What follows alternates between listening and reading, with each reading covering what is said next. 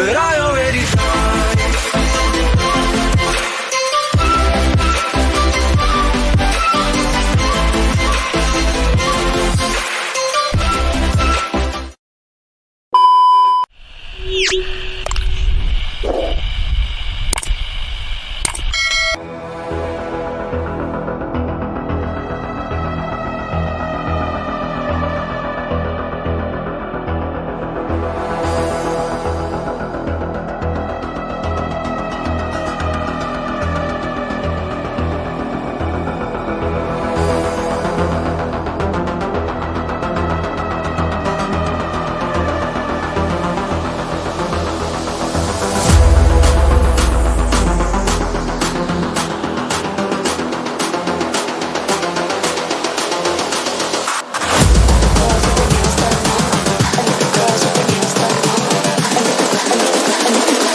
I think the girls with their nails done now.